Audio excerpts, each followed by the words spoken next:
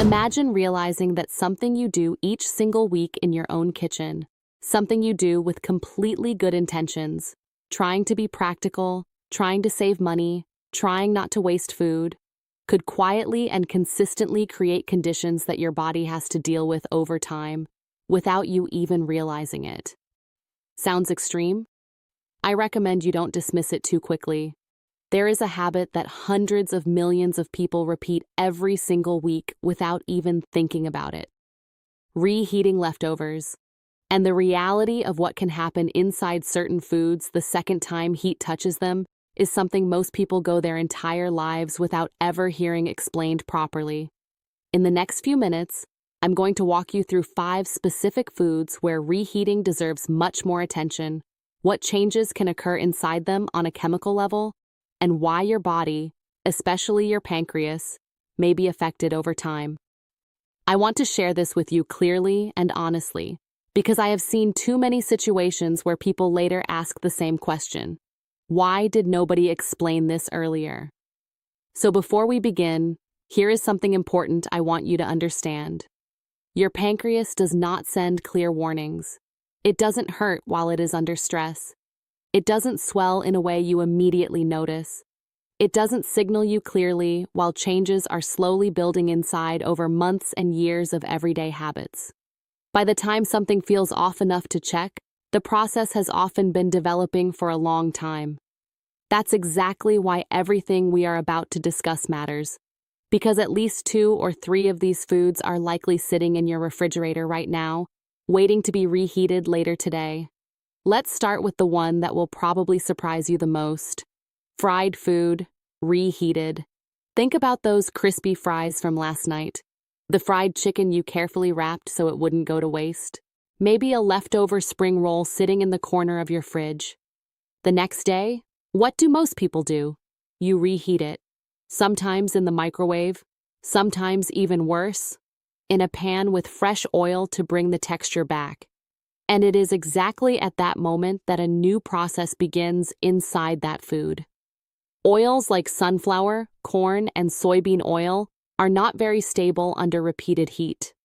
When they are heated again, they begin to break down and oxidize. This process produces compounds that increase oxidative stress in the body. You can imagine it like tiny reactive particles interacting with your cells. Each one small, but over time, repeated exposure matters. These compounds can affect cell structures and even the way cells regulate themselves. And here is the key detail most people never think about. If this happens occasionally, your body can handle it. But if it happens multiple times every week, your system never really gets a break. Instead of recovering, it stays in a constant state of low-level stress. I recommend you pause for a second and honestly think about this. How many times this week did you reheat something fried? Because that number matters more than people realize. So what can you do? First, never reheat fried food in oil, not fresh oil, not reused oil. If you want to bring back texture, use dry heat.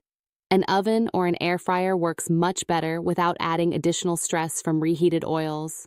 Second, avoid reusing frying oil. Once is enough. Now let's move to the second food. Leafy greens. And this one surprises almost everyone because these foods are considered extremely healthy. Spinach, kale, arugula, foods that have been recommended for years. Picture this. You cook spinach in the evening. It looks great, smells great, feels like a healthy choice. You store the leftovers.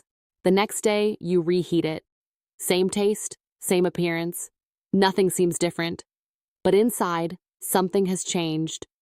Leafy greens naturally contain nitrates. In fresh form, they are not a problem at all. But after cooking and storing, natural processes can convert these nitrates into other compounds.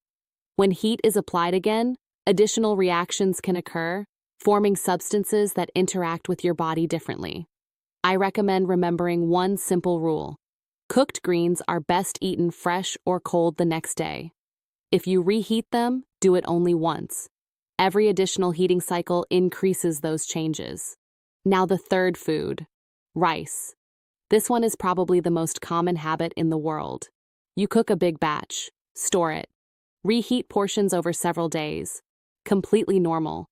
But here's what most people are never told. Raw rice can contain bacteria in a dormant form. Cooking removes active bacteria, but not all forms entirely.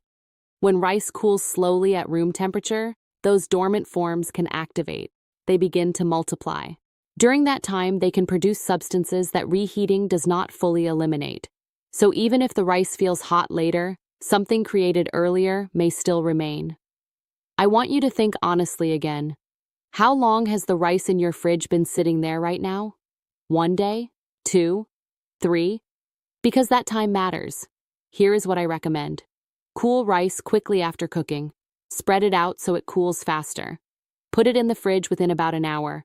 Eat it within 24 hours if possible. Reheat thoroughly. And only once. Now the fourth food, chicken. Reheating chicken in the microwave is something almost everyone does. You heat it, touch the outside, it feels hot, and you assume it is ready. But microwaves heat unevenly. Different parts of the same piece heat differently depending on moisture, density, and fat content. So while the outside is hot, the inside may not be heated enough. This creates areas where bacteria can survive. And repeated exposure to this kind of uneven heating can lead to ongoing stress in the digestive system. I recommend doing it differently. Use the oven, moderate temperature, covered. That way, heat distributes evenly. If using a microwave, cut the chicken into smaller pieces, use medium power, pause halfway, and let it rest after heating. Or simply use it cold in meals like salads. Now the fifth and final food, potatoes. This one is unique because two different processes happen at the same time. First, when potatoes are cooked at high temperatures, especially until crispy, certain compounds form on the surface. Reheating them at high heat can increase this effect. Second, when cooked potatoes are cooled, part of their starch becomes resistant starch. This type of starch is digested more slowly and can be beneficial. But when you reheat potatoes at high temperature, that resistant starch converts back. So what was once more balanced becomes rapidly digested again. And your body, especially insulin response, has to work harder. So here is what I recommend. Eat cooked potatoes cold when possible.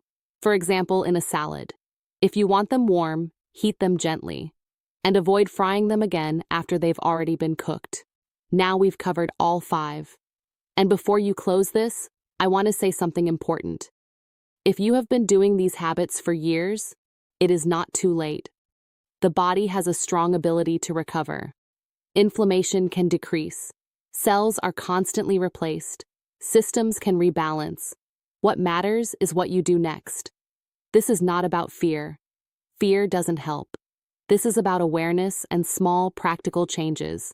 So here is what I recommend you take with you.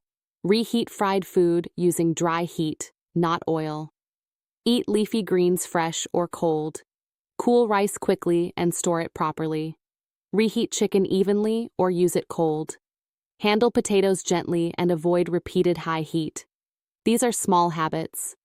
But repeated over weeks, months, and years, they matter. Your body works for you quietly every single day. Supporting it doesn't require anything complicated. Just consistent, better choices. If this was useful, I recommend sharing it with someone close to you.